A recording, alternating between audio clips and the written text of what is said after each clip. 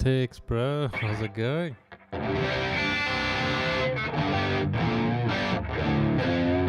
Yeah. Good to see you too. How's the studies going? You just tune as well.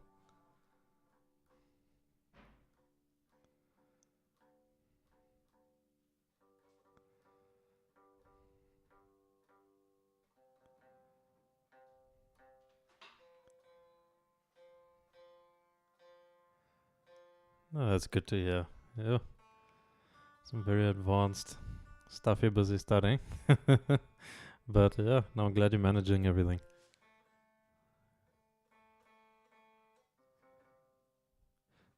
It's something to do with the heart, right?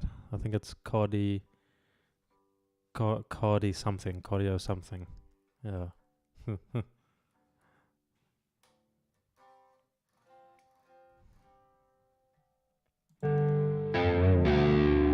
There we go. Let's see if I can lift this. It's from my shoulder. Yeah.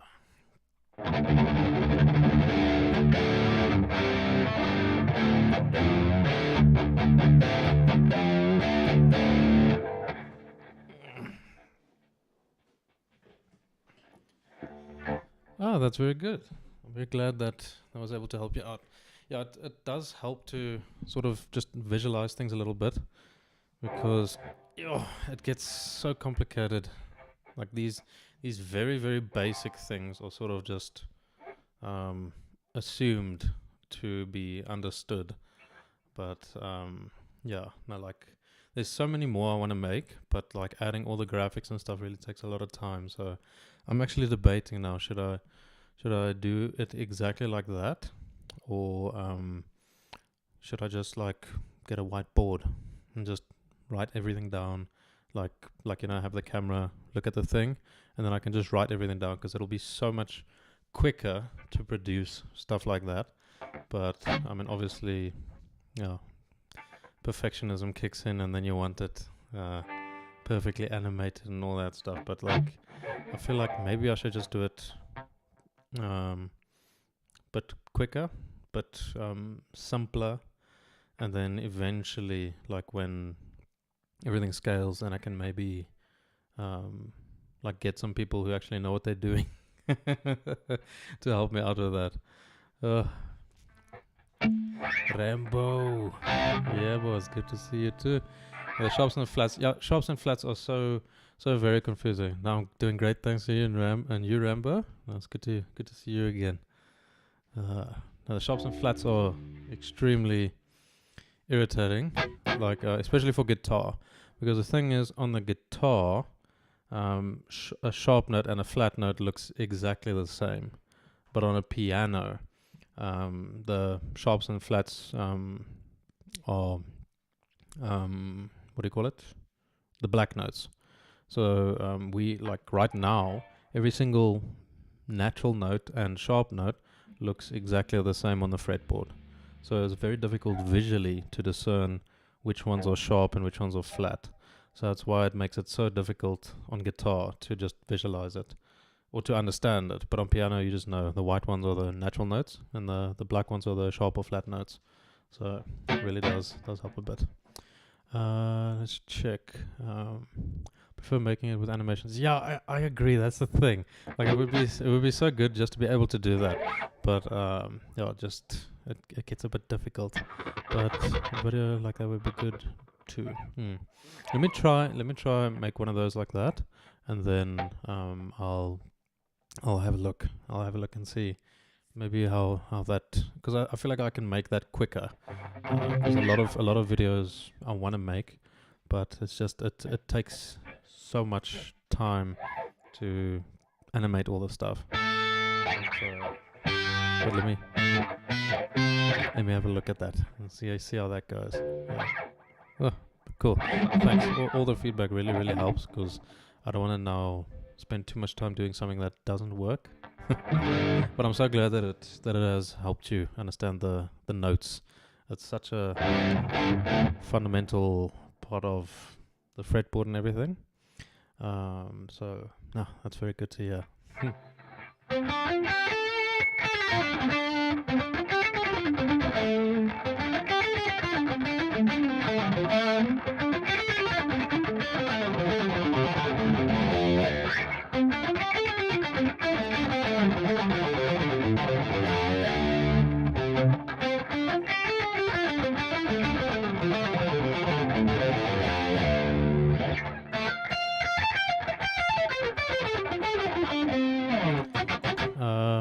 Next video on scales or pentatonic shapes. Yeah, like I want to do that after my next video, like specifically because the thing is with pentatonics and scales, the thing is intervals is such a important thing to know. Like I mean, right now we have a note, and then to go from one note to another, the distance is called an interval. And if you don't understand specifically how intervals work, then scales won't make as much sense. Like pentatonics as well, like pentatonics and major scales and everything, it won't make as much sense if you don't understand really how intervals themselves work and look on the fretboard. Because yeah, it's just it's at least my experience. Because I can show you easily the major scales, just and that's great, but what does any of that mean? How do you actually apply it on the fretboard? How do you actually use it in music? And because the way I see scales is pretty much just in the English language we have, I think is it 26 letters? I can't remember now in our alphabet. 26 letters, and now intervals. Yeah, I think so. So we have 26 letters, and then we just take, like, maybe we say like one of those game shows where you choose maybe, let's say 12 letters from the alphabet, and we decide that these 12 are going to represent a key, and we're going to use these 12 letters to make words, and depending on which letters it uses will determine what kind of words they are, if it's a major word or a minor word. If you see where I'm going with this. So it's yeah, major minor scale shapes for me. Any easy tips and tricks? Okay, so the excuse me, the major and minor scale shapes, the trap you mustn't fall into is just running it up and down, like just playing it.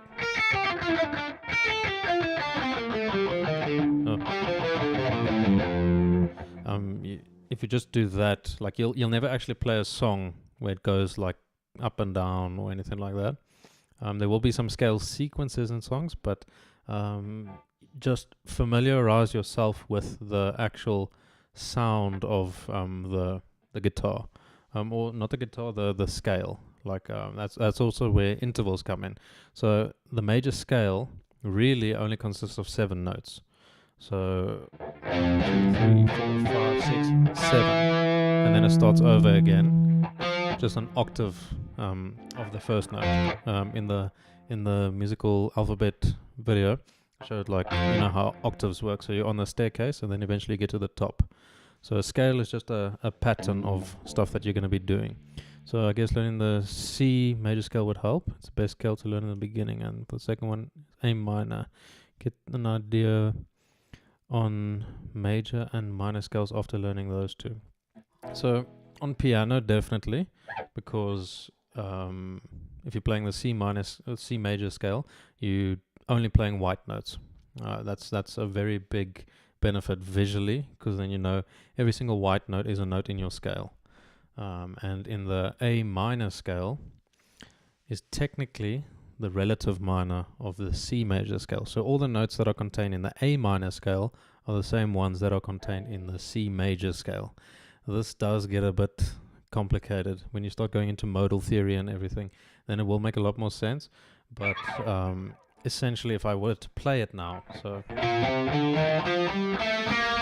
that's the C major scale. That's the A minor scale. And yeah, the relative minor thing, yeah, that's exactly it. Yeah, so they use exactly the same notes. It just sounds different because you are sort of emphasizing your tonic on the minor instead of the major. But yeah, that's one thing. But visually, I would start with the G major scale, the G major scale, and the E minor scale. Just because on guitar it's like it's just so much easier to really grasp. So so if you have the G major scale, so these two strings, the top two strings, have exactly the same shape. So it's one note, skip one, another note, skip one, another note. So 3, 5, 7, and then 3, 5, 7 on the next string. Then what you do is you take this finger. So now you've planted it in 3, 5, 7, 3, 5, 7, cool. But now you need to move it, just this one finger, up one fret to 4. And then you go 4, 5, 7, 4, 5, 7. So the top two strings look exactly the same shape. Then the next two strings look exactly the same as well. 4, 5, 7, 4, 5, 7. And now you shift your entire hand up by one fret. And then you go 5, 7, 8, and then 5, 7, 8. So now you only really have 3 shapes that you have to memorize. That's first 3, 5, 7, 3, 5, 7, then 4, 5, 7, 4, 5, 7, and then 5, 7, 8, 5, 7, 8. Bedankie my nooi. Yes. That's sy lekker. Have you studied music or you know it by experience? Both. My wife actually lectures at the university for music. She's a professional pianist, so she's extremely competent in this sort of stuff. So I ask her a lot of things as well. But I have had lessons from a young age, music theory lessons from a young age, and I've had numerous teachers. Like I've had many guitar teachers locally, but I've also had correspondence classes with people from America, people from Europe, and some from Russia.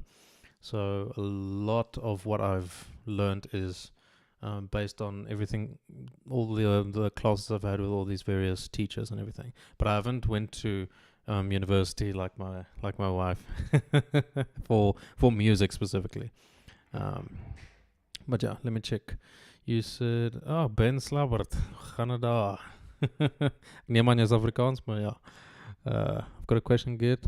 Should I learn all the scales first, then learn the modes?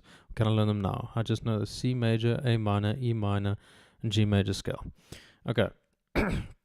So, the first thing you need to know about scales and modes and stuff is it just changes your starting note pretty much. So you have exactly like we've done now. Each mode has a specific sound, but really learning all of them doesn't get you into a very good spot necessarily, because you won't use them in the way that you might think you will. You'll use them when you're playing really, really advanced, like fusion guitar and jazz stuff, and it's like you don't really need to dive too deep into modes right now. The idea of modes that people grab onto in the beginning is that it's the various boxes that you can have. Like the first mode or first box will be the Ionian mode, or the pure major scale, and then you go to Dorian, and then you go to Phrygian, and each one has a technical sound. But the thing is, because I'm doing this all in the same key, you don't really hear the different sound of the modes. So the only way you can hear the difference between the stuff is with a context. So let's have the E. The E as my droning note. So I have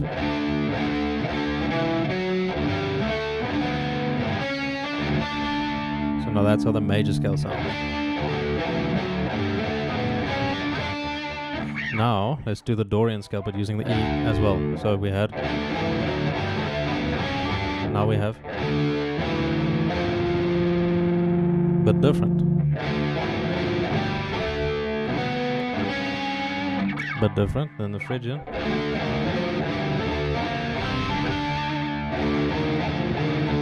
So each mode has a specific sound if you're using it in the right context. But if you're just using them as boxes within the same key, you're not going to get anywhere. You're not going to get the sound that you want. So what I would suggest, if you want to learn metal, the best way to do that is to forget about theory a little bit. Because metal breaks so many rules when it comes to theory, and the majority of metal is in, let's say, the minor scale, the Aeolian mode, or what you would call the harmonic minor or Phrygian dominant mode.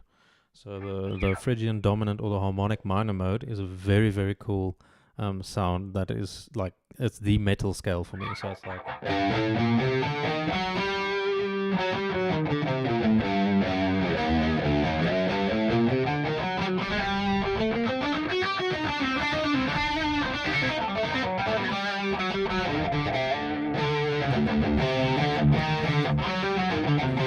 Like, it's such a cool sound. It's got that that tritone over there, which gives it that really heavy sort of dark sound. But it's the most beautiful. Yeah, exactly. Like it has that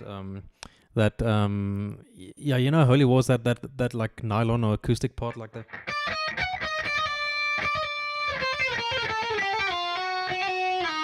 Like, you know, that like break there. That's exactly what it is. Yeah. It does have a lot of Middle Eastern music uses this sort of sound because the way Middle Eastern instruments sort of evolved, they actually technically have notes between our existing notes known as microtones, and that is the coolest part of it. Like, if you really look at Syrian and Turkish music, you can just have a bit of a thing like we have, but they have a note in between that. They have. It's crazy, and they play very much with various instruments. They really shine with their vocal melodies. So it's like it's incredible. Like, yeah, the Middle Eastern music is some of my favorite sort of music.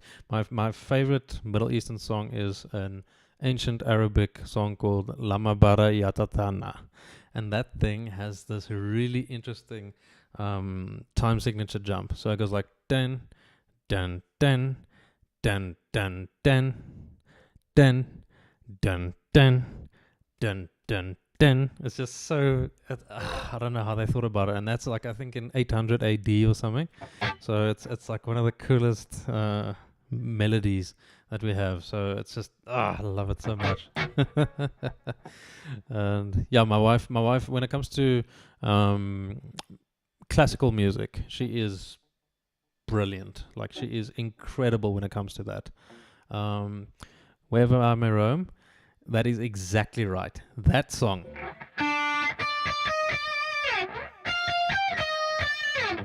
If you look at the Phrygian scale,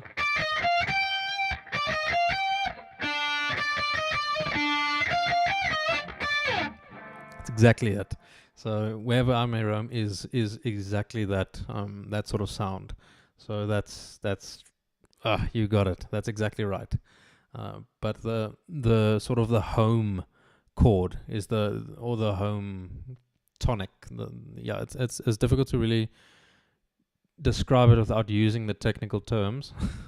But yeah, in music you just say it's your one, your home, your sort of return thing that you always resolve to. Like, if I go,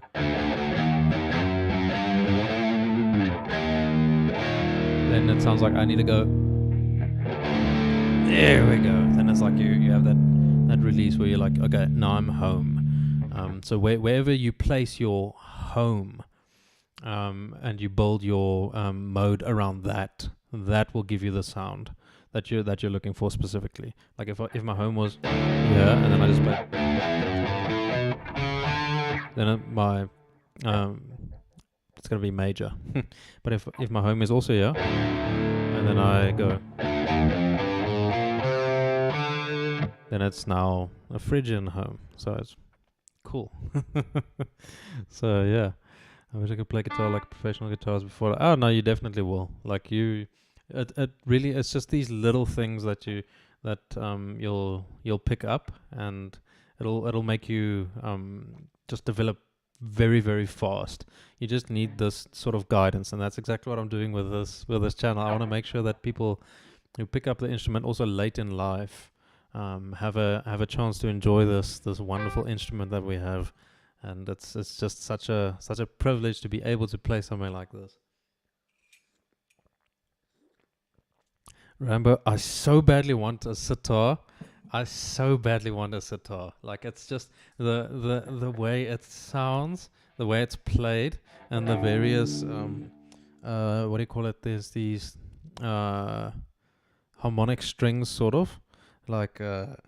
So the sitar technically has like one main string, and then the frets are sort of bent quite a bit, and you can do some really cool lines with that. And there's these other like what do you call it?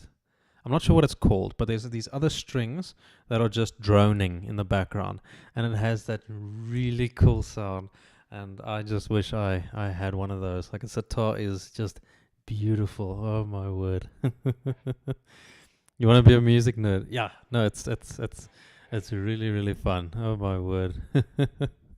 No, sitar is a beautiful thing, and yeah, music is it's such a rabbit hole. Like if you really get into it, there's so many things about it. Like I just finished reading Justin Humbach's new book about biomechanics of speed picking, and it's crazy. He just sort of outlines the exactly the kind of stuff I want to learn about the various joints in your body, the various neuroplasticity involvements when you're learning fine motor skills.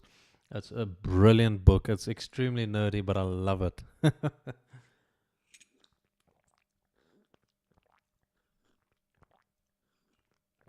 This is actually tea. It's not coffee. It's can't really drink coffee late at night. This is tea. Don't know what you call it in other countries. Here we call it rooibos tea. If I learn guitar in short time, like 1 or 2 years, I will definitely learn guitar. Absolutely, like very very basic things. Rambo, like if you give me a list right now of like specific things you want to learn on guitar, then I can definitely cater towards that, because it really doesn't it won't be too difficult to get you into a bit of guitar. Like really doing some super advanced stuff that can come with time, but just enough to get you going, and I'll definitely be able to work something out for you. Milk tea. Yeah. Now I have milk in here as well. Like but yeah, like it depends also what part of the day. Like I really like tea in the evenings, coffee in the mornings. So yeah.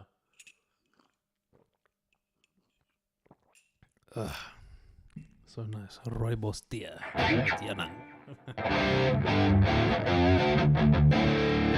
Like Rambo, the best thing to do would be to learn specific songs.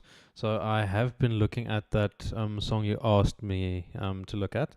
There's that from Cars. That's so cool. Oh my word. Yeah, that thing is, it's such a beautiful melody and everything, but I haven't finished transcribing it yet. So I'll definitely work out the chords of that for you, and then we can have a look at that.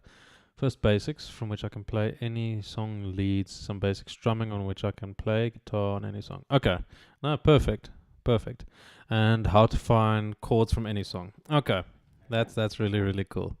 To find the chords from any song, it takes a little bit of theory and a little bit of ear training. That's going to be the two main tools you're going to need in order to learn any song or figure out the chords of any song. If you want to learn it by yourself, the long route or the quick route technically could be you just Google like what are the chords of the song, but then you don't really develop as a musician because you want to actually be able to figure it out by yourself. So it'll be a little bit of ear training, it'll be a little bit of music theory and fretboard visualization, but then you can learn the chords of any song. Like if I play any song now, I can figure out the chords because I've developed that sort of thing. But again, that's where intervals comes into play. How to find the chord? Yes, Seek and Destroy. Oh man, Seek and Destroy. What's it? Uh,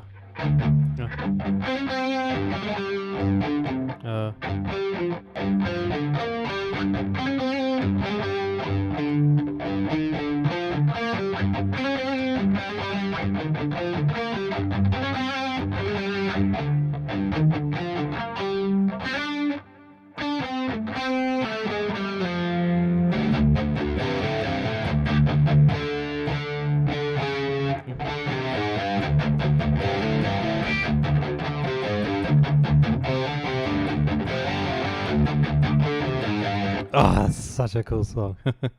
10 to 15 songs, and I got 4 to 5 songs, chords correctly, and made some mistakes in other songs. Oh no, that's already a lot of progress. Like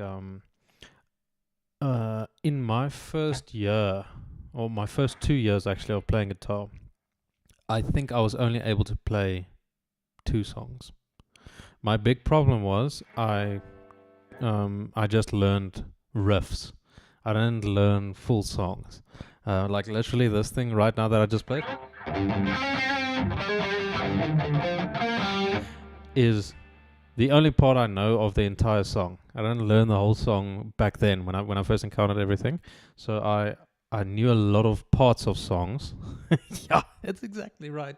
But it's the cool parts of the songs that you want to learn. So I mean, and yeah, so a big problem that I had was I only learned the riffs. But yeah, still I'm unable to play any song completely. I mostly learn my favorite riffs, not the whole song. That's 100%. That is precisely what we do.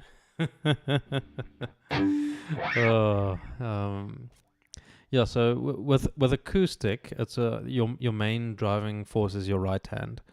Also with electric, but like acoustic, your left hand takes almost a back seat to everything that you're doing. I mean, with electric, there's you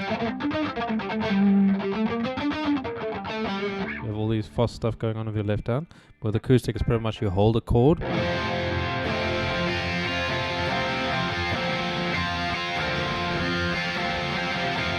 And you do that sort of thing. One thing I can point out to you with acoustic, you're gonna have specific joints engaged. So like right now, you'll have your elbow on your guitar, and then your hand will necessarily be floating. And now this joint will be moving like this, and your wrist will sort of be like a what is it? It'll be like a paintbrush, like when you wipe it like that. It'll be like that. So sort of you loosen that a bit like that. So it's like that.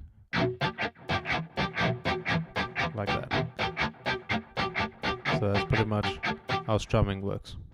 And your down strokes are generally going to be louder than your up strokes, which sometimes is great, sometimes it's bad, but it's like it's a basic thing that helps you keep time. Like if I go 1, 2, 3, 4, 1, 2, 3, 4. Can't you play strumming song on electric guitar? It sounds too different than acoustic. Like if I use a clean tone, like it might sound fine. Like let me just quickly go to a clean tone and drop the gain a little bit.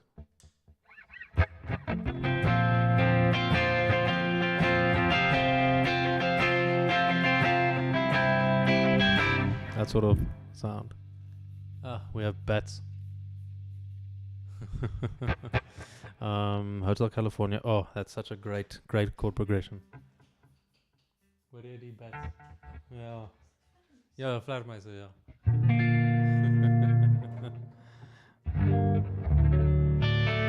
Yeah, I changed the tones from the computer. It's all digital amps, so makes it much better. I think how does Hotel California's setting go? It's like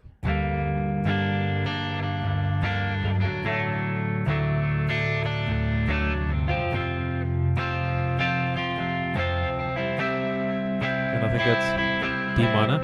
No. F. And then D minor. And then E major again.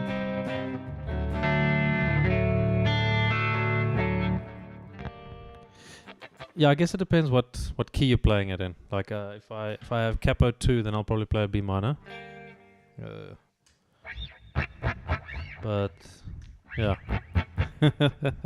the chord progression itself I know.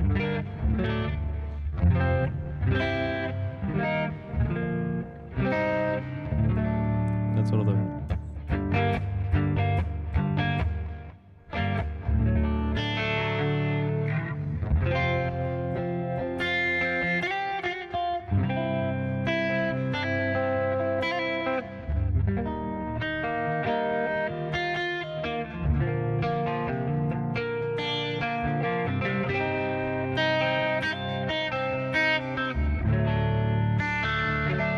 such a good progression. That's a brilliant song. I'd listen to the song. Yeah. I saw that thing you sent me. Let me have a look at it again. I did see that, and I did make a note of that as well, because that's the solo from the song you wanted me to learn, and that thing is so cool. Sure. Yeah.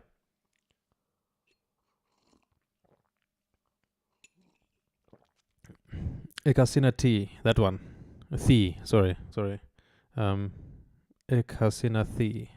I can't remember. I asked you about this pronunciation. Now, in our languages, we would pronounce that most T.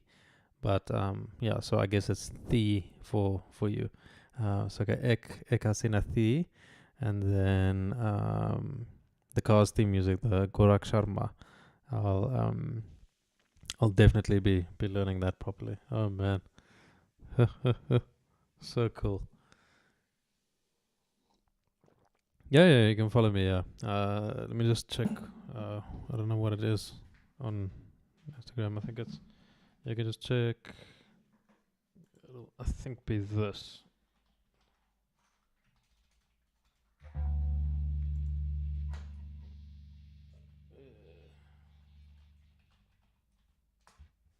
I think it'll be that. Just have a look.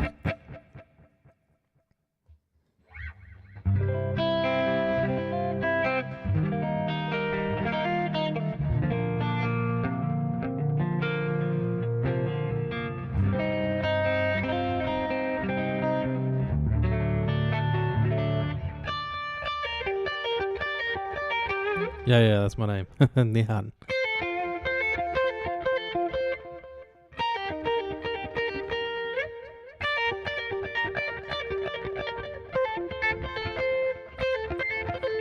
Okay. Okay.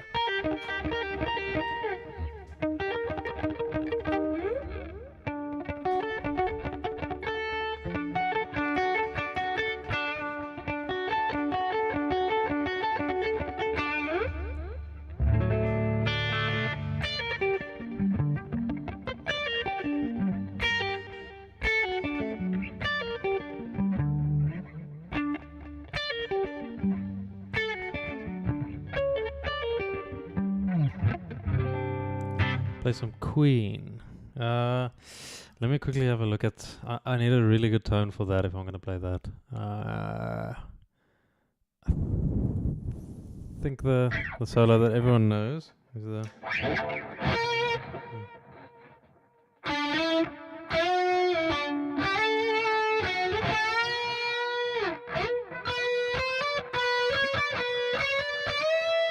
That thing.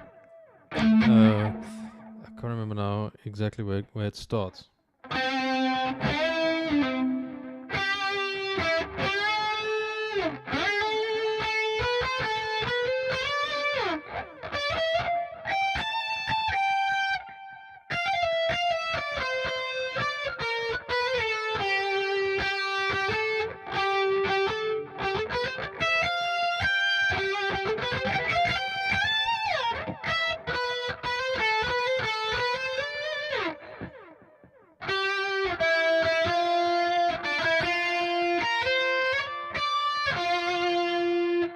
Then is that. Dun, dun, dun, dun. Oh, so cool.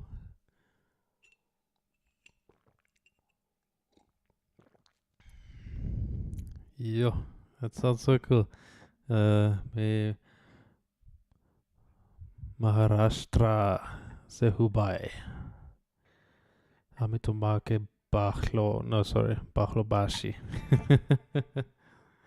Yeah, it's like some of these things are a lot like our words as well, but I'm probably pronouncing them a bit different.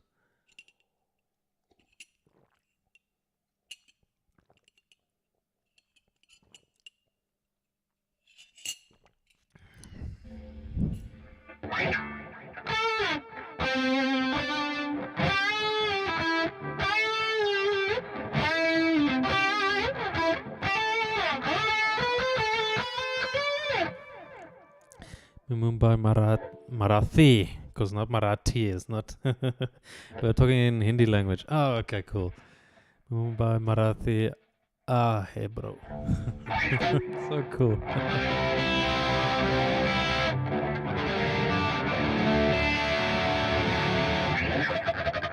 Yeah, that's crazy. Yes, in South Africa we have 11 official languages, but yeah, a bunch of dialects, and I mean we have so many different what do you call it, nations of people in South Africa. So people will like Hindi isn't an official language in South Africa, but it is spoken in what do you call it, in South Africa. So yeah, Back in Black. That's oh no, I'm playing it wrong.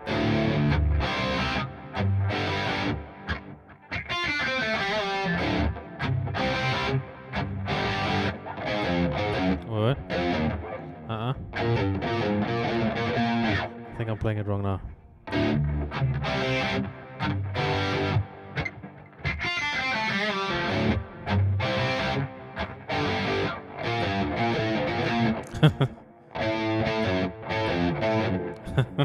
That but I just forgot.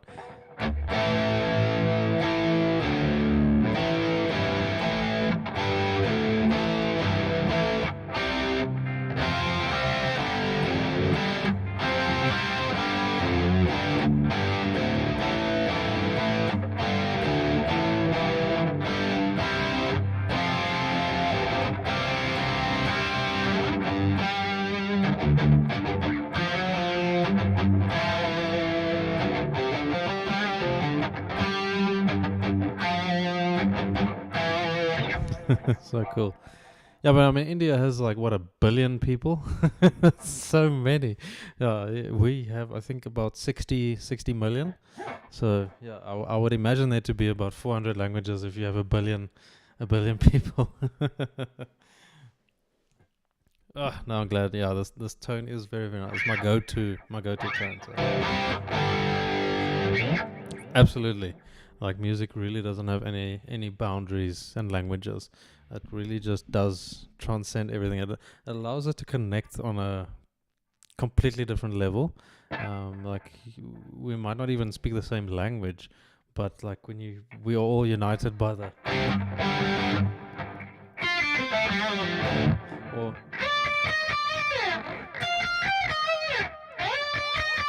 so so cool.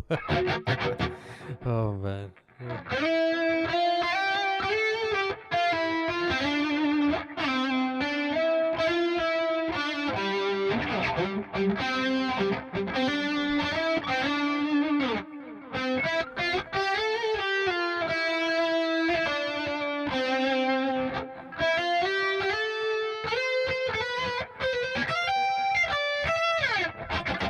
Cool.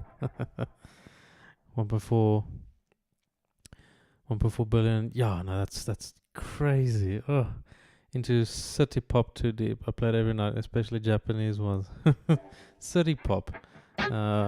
What is city pop? Apologies, not familiar with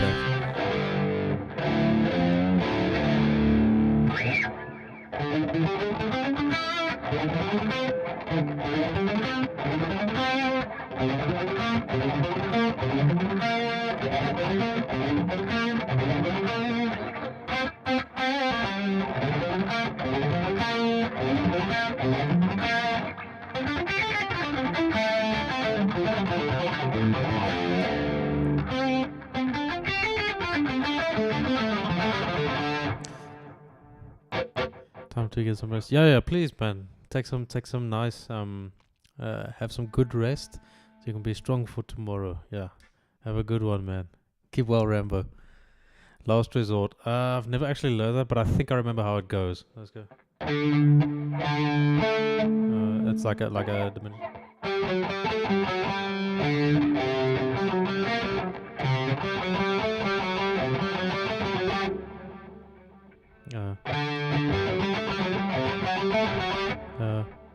something like that.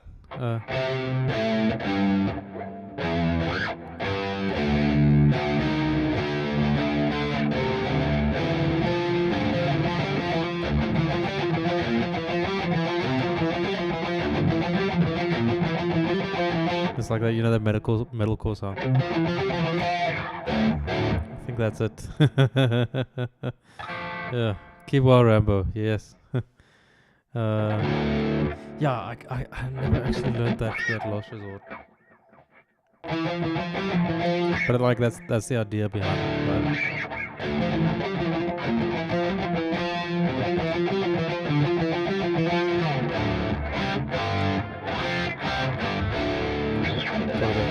The metalcore era.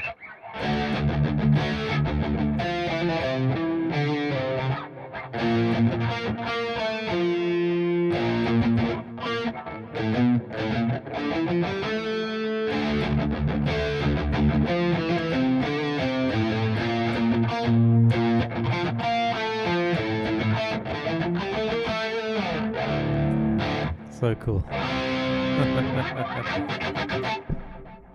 Oh man. Like Anastasia, yeah, you're right. That from Slash, right?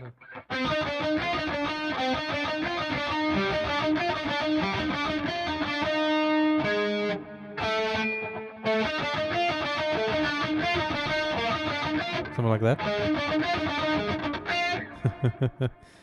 Sliding the power chords. That's been my favorite. Yeah, just the.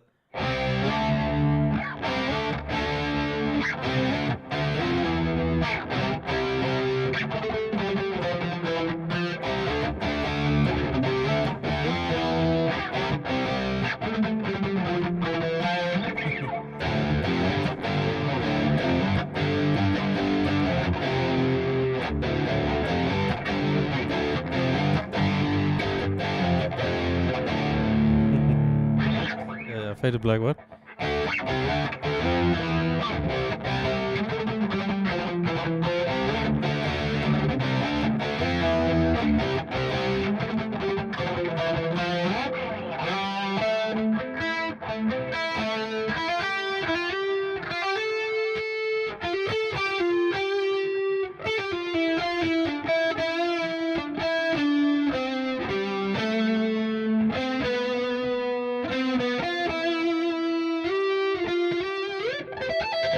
What?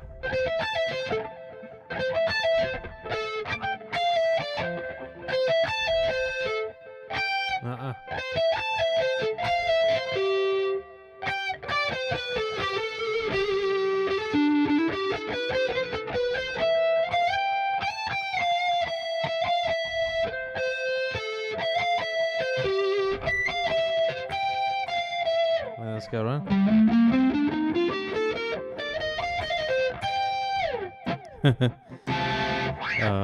War pigs, yeah. Not sure what the cause is like.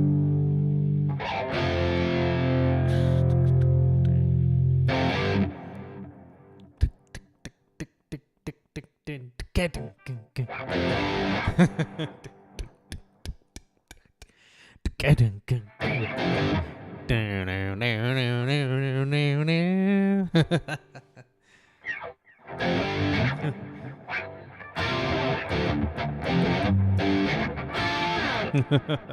actually have to learn more picks as well. Such a great song. Oh man, there's so many songs I actually have to learn. I've missed out on a lot.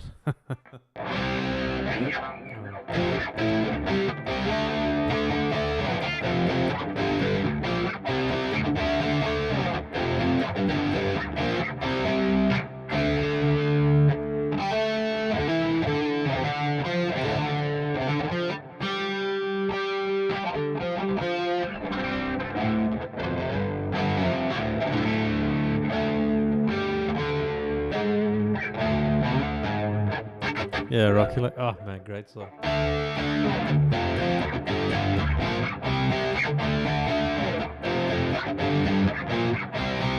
First thing I learned about harmonics was from Barracuda. The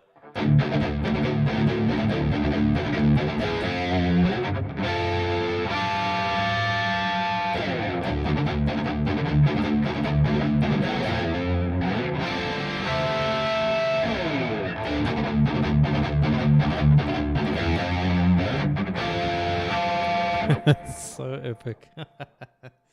Man, these classic rock songs are so great.